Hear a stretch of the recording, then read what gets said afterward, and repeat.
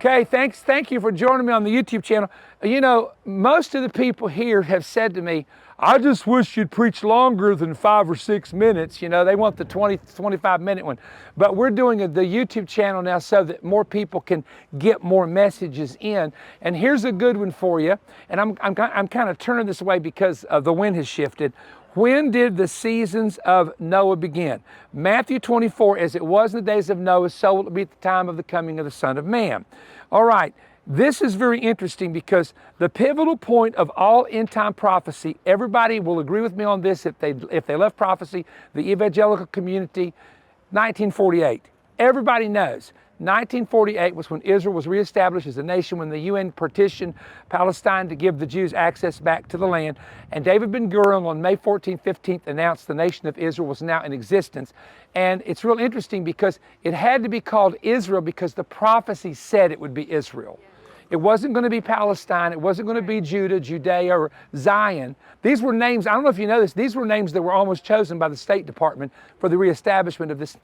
And a Jewish rabbi who served in the military with Harry Truman told him, you have to call it Israel, and he said it's going to be called Israel. Amen. So that's an inside little story there, a man in the military. All right, so we know that that's important, and I could develop more about the year 1948, but I want to show you something. Listen to these dates. Noah's birth was in the year 1058, 1,058 years after Adam. All right, 58, 1058, 58 is the numerical value of the name Noah. N-O-A-H, but O and A are vowels, so it's Noah, Noach. It's 2 Hebrew letters, okay? So in the 2 Hebrew letters, if you take the number value of the two Hebrew letters, it totals 58. He's born in 1058. Noach in Hebrew means to rest. It means the one that's going to bring you rest. After he's born, he has 500 years of living, and he has Shem, Ham, and Japheth. That's in the book of Genesis. If you have 3 boys born the same year when you're 500 years of age, what are they? Triplets. Why did he have triplets? He had to build a boat. No, God's got to have help to build a boat, so God gave him 3 sons the same year. They were triplets. And I wish I had time to elaborate, but we don't. Now, in 1558, if you take that and translate it out, the letters to the Hebrew alphabet, it comes up with a Hebrew word that means, you ready? Wipe the slate clean. So you see what I'm saying? So what you do in the Hebraic system, you can take a letter, make it a number value, you total it up and it has a number value. You take the number value and transfer it back to the letters, and it comes from the word to wipe the slate clean. Now, I've got charts on all this, but I didn't bring them with me. All right, so Noah spends that whole time frame of building the ark. Then in, I'm sorry, I said, I've made my notes here very brief. So let's go back over this because I want to get this right. So Noah, born in 1058, 500 years later is 1558, and that's when you get the word wipe the slate clean. 100 years later, when he's 600, that's when the flood comes. So I wanted to correct that. I know I might be confusing you here, but I'm cold, and I'm telling you, I'm trying to hurry. All right. So does everybody got that so far? So we have, my point is we have a series of dates here that have significance to them. So in 1658, the flood comes, and then of course the ark rests. All right, now watch carefully what I'm going to show you. 50 is a Jubilee year, 50 is a major cycle, 50 is the Shemitah of Shemitah years. 1948, Israel becomes a nation. In 1998, exactly 50 years later, is the Jewish year 5758. Now we got Noah born in 1058. 58 is the numerical value of the name Noah. Now we've got our year, 1998, which is the Jewish year 5758. Now we've got the name Noah connected to what? 5758, which is 1998. Then in 1998, a cosmic sign happens. In 1998, a huge comet comes through called Hale-Bopp comet. Now that may not mean nothing to you, but when the Hale-Bopp comet was streaking through the atmosphere, it exited visible sight out of the constellation Argo the ship, which is the picture of the Ark of Noah. But it gets more interesting than that. Signs in the sun, moon, and stars in the last day, right? Okay, if you go back from the year 5758 on the Hebrew calendar. Let's go all the way back to the time when Noah is building the ark. PSR Magazine, and this, Bill Cloud is the one that told me about this in 1998, read an article that the last time Hale-Bopp comet would have come through would have been 4,200 years ago, and would have been about the time that the Seder Olam Rabbah in Jewish tradition, Noah saw a comet while he was building the ark, showing him the world would be destroyed. Guess what comet it was? Ready? The comet that we call Hale-Bopp comet. Halley's Comet, we call it Halley's. It was named after Edmund Halley. Halley's Comet came through, you ready for this? In 66 AD, right here over Jerusalem, 4 years before the temple was destroyed. Josephus said there was a comet seen for a whole year over the sky. They just knew it as a comet. There was a sword shaped like a stars shaped like a sword in the heavens, and it happened over Italy. You can find pictures of this. It's a Leonid, it's in the constellation Leo. It's a meteorite shower that when it's seen on telescopes, you can see it, and you can see it in the sky if on a real clear night, it looks like a sword in the heavens. That happened the same time that the comet came through. Now, my point is, if I were to say to you, the original question was, I need to address the people, because when people are watching and you're not looking at them, you lose them as an audience. So I'm looking at you, come back, I'm talking to you. If I were to say to you, when I personally believe that the seasons of Noah began, we have to say the prophetic date's 1948. But we come to 1998, which is 50 years after the reestablishment of Israel, which is their first official jubilee from 48 to 98. And then I would have to say, because of the cosmic signs, because of the year 5758 connected to the name of Noah, that began what we would call the seasons of Noah. And as a matter of fact, what is interesting is you can take Menachem, I got to say his name right, Menachem Schneerson was the head of the one of the Orthodox movements out of New York City many years ago. He'd never been to Israel, but I was in Israel with Rabbi Yehuda Getz in his office when the Israelis were having an election here in the month of November.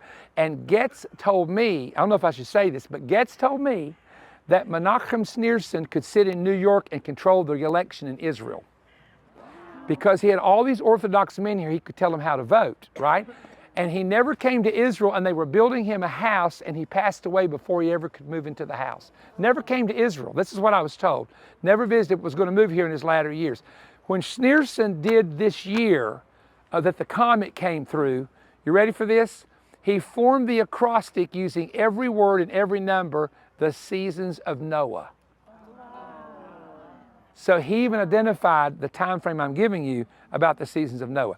So sometimes, and I know that theologians, because I know a lot of theologians, I'm in a theological seminary in Cleveland, Tennessee, and so they are strictly take the Hebrew and take the Greek and translate it back in the hermeneutics of the Bible in the divine order of the systematic theology.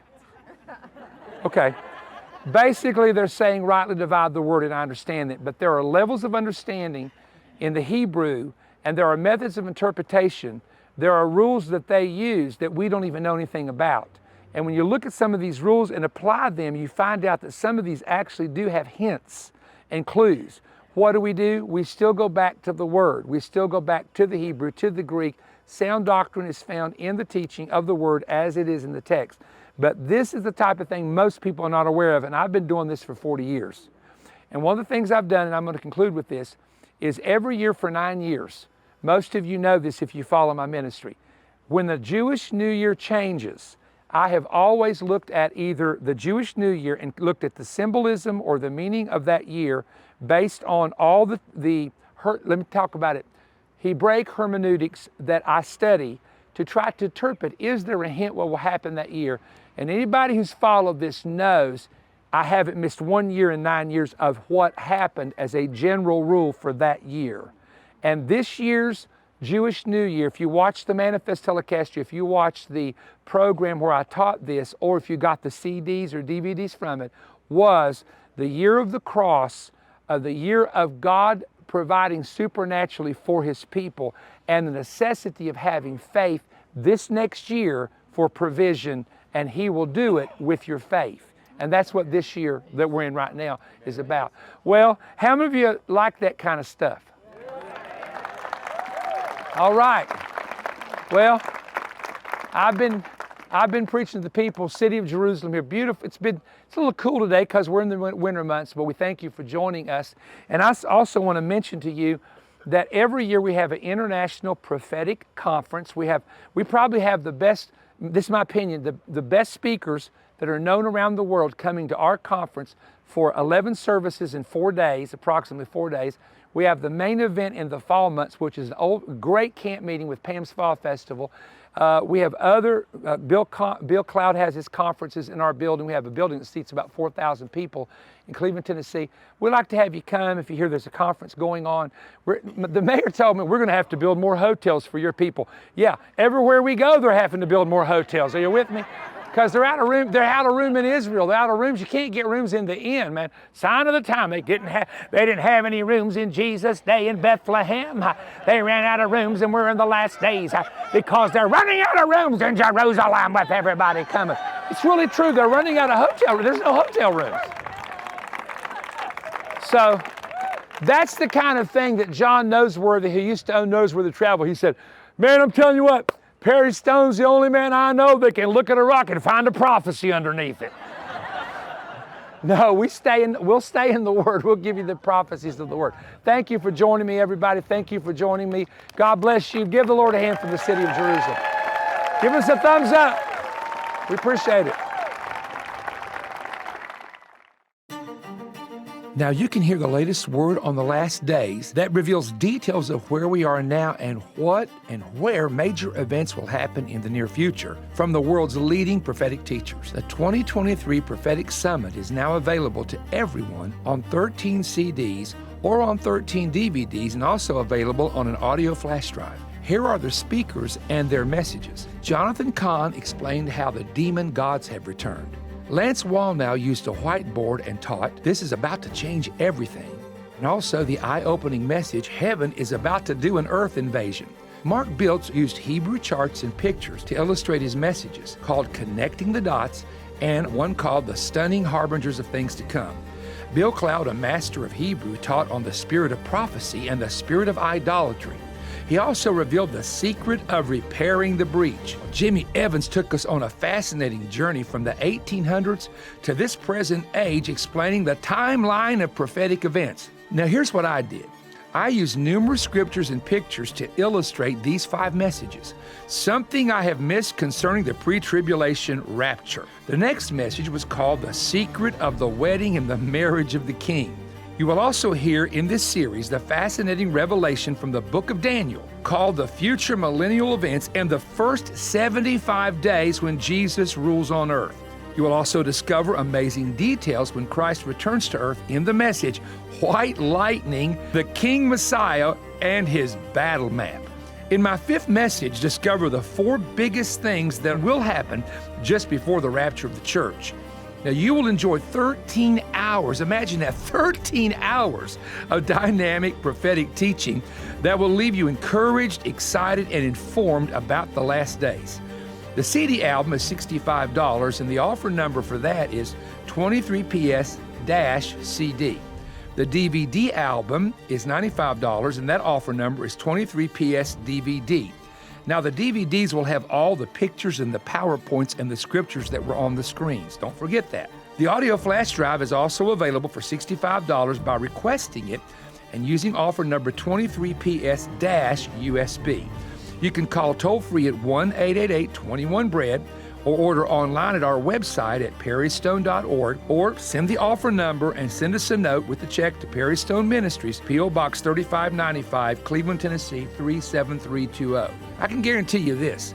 This is going to be the best prophetic series in the 47-year history of our ministry. You will be prepared, you will be informed, you will know the times and seasons, and you will know what to do. So go ahead and order the 13 CDs or the DVD album or the 13 messages that are on the audio flash drive and do it today. God bless you. If you enjoyed this YouTube content, there's an important website you should know about, perrystone.org. Perrystone.org is an essential resource for the latest books, audiovisual presentations, and digital products from Perry Stone Ministries, resources that cover the same kinds of topics discussed in the program you just watched. Stop in and see all that's available at perrystone.org.